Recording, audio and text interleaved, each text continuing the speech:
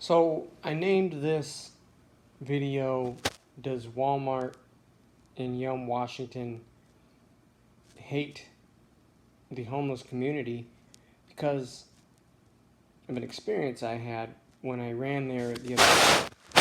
I've been running a lot of places lately because I'm training for the Tahoe 200, which is a 200-mile foot race around Tahoe here in June, and I'm running the Moab 240 here in October, which is a 240-mile foot race around Moab in October.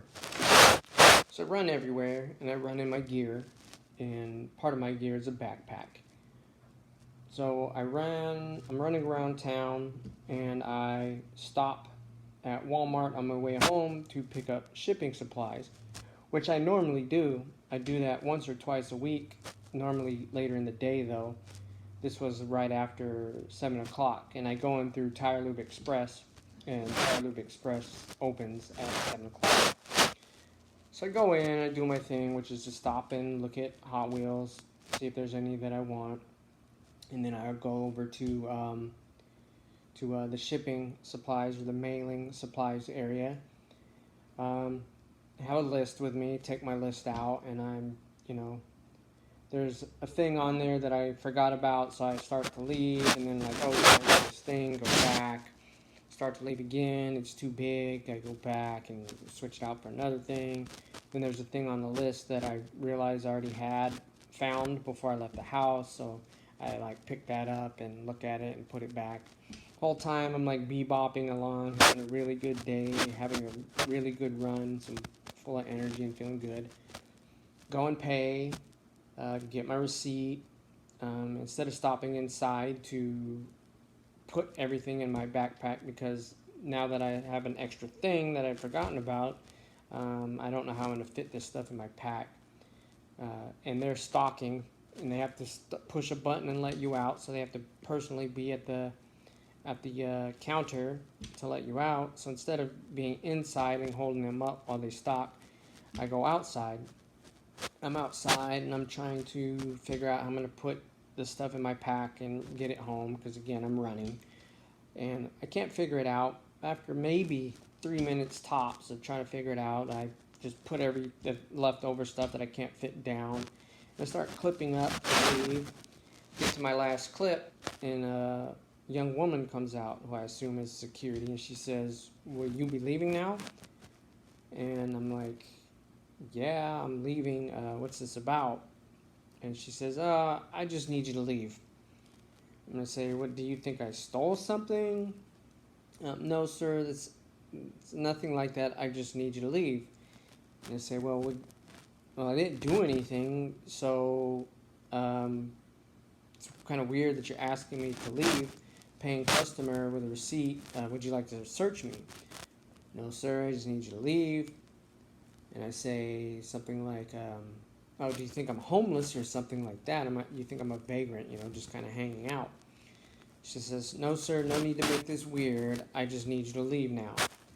And I was like, "Well, I'm a paying customer. I have a receipt. I'm just trying to figure out how to, get my stuff ready to go, because I'm on a jog. I shop here often. I stop by here once, twice a week. So it's kind of weird that you're treating me like this." And they said, "What are you, security? It's not important. Just leave." Go kind of like back, and I was like, "This isn't cool that you're treating a member of the community like this." Back and forth like that a little bit. And I go to leave, and I'm halfway across the parking lot, maybe a little further, and I say back, because I remember, oh yeah, my cousin works here. Works in sporting goods. This is his name. I'm not going to say it here, of course.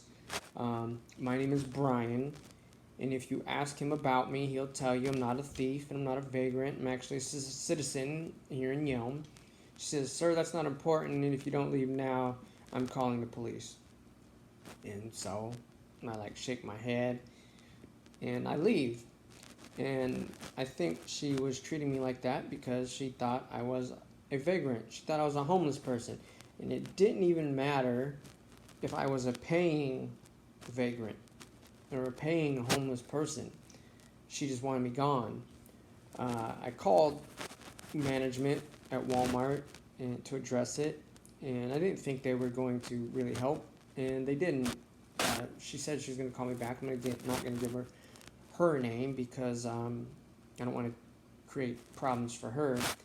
But she never called me back, and since then I've encountered a couple other things. So that same day, went home and like dressed really nice because I'm shipping, right? That's why I went there to get shipping supplies. So I dressed nice, throw on another backpack that'll fit all the things.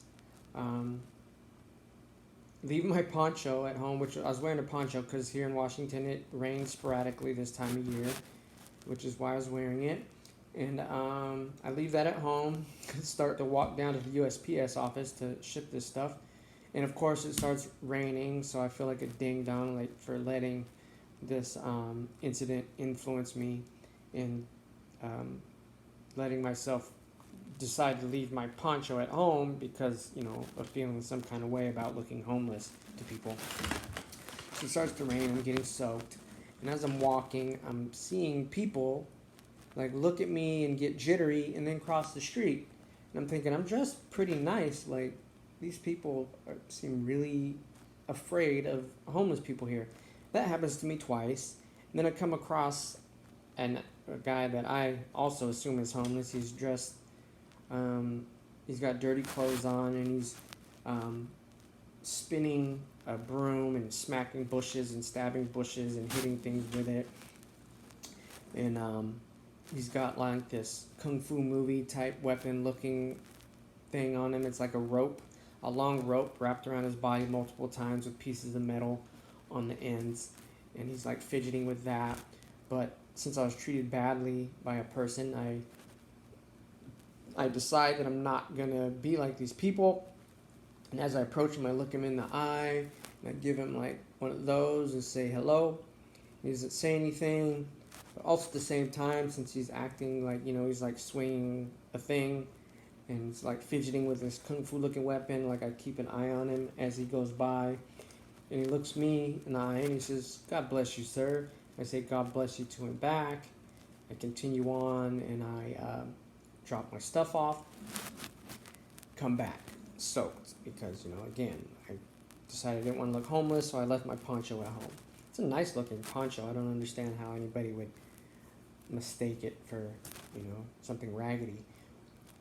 The next day, I'm going to the USPS office again, and it's the same thing. People are like crossing, and I'm dressed even nicer this time. People are crossing the road to get away from me. There's a guy across the street at some point, and he's screaming and yelling. Again, he looks like a homeless person. But I understand. I don't judge him. Maybe I would have in the past, but that day I didn't, because I'm like, man, he probably gets treated like that all day, every day. People crossing the street, avoiding him. People won't look him in the eye and say hello. Gets shooed off, even when he's, just doing common everyday citizen things. He gets shooed away. People don't want to deal with him, and it probably pisses him off, because I was pissed. And then another day, just the other day, and I'm not going to say names or anything like that because I know people who are going to be helping out in this place. I'm coming home from another run, and I stop at this place every day because they're opening up soon and they do something that I'm interested in. And I want to volunteer my time, and I want to see about what their family rates are. And so I go by, and finally somebody's in there. They've been working on it. They haven't had their opening yet. And I go to open the door, and it's blocked. And I see people in there, so I knock. And I see them get out of here, get out of here. And I'm pointing at their sign and doing the prayer sign, please, I just want to talk to you about what you got going on here. And they're like, get out of here, get out of here. So I shake my head and leave. So this has really lit a fire under me. And so I'd like to tie my Tahoe 200 run and my Moab 240 run to some sort of cause to help the homeless. I'm not going to say to bring awareness, because people are aware. Some people are angry. Some people are compassionate. Some people think we should do this. Some people think we should do that. For now, what I'm going to do is I'm going to run, and I'm going to tie my runs to earning money are raising money to help out whoever I can help out. And then as I learn more, I will get more focused and more direct towards what I would like to do to help the homeless here in the Yelm community. I have talked to a couple people recently, which is kind of, what would they call it? Kind of destiny. I started talking to somebody like 2 days before all this stuff started happening about helping the homeless community here in Yelm in Thurston County. So I'd like to continue that. Nothing has happened yet. Nobody's really stepped up and taken my offer to raise funds for their organization. So if you personally know somebody or you are personally involved in some sort of organization towards helping the homeless, I'd like to be involved in that. I would like to raise funds through my running for now towards that, and then involve some other things I have planned for later on towards that as well. I'm Coach Brian at Northwest Elite Spirit, and you can comment here. Of course, like this video if you'd like to get involved in something like this, and share with your friends, especially if you know somebody who is doing something towards this or would like to do something towards this. My primary goals are Washington State. To get more exact would be Thurston County. To be very precise would be Yelm, Washington. Again, Coach Brian at Northwest Elite Spirit. Like, subscribe, share, and comment. Thank you.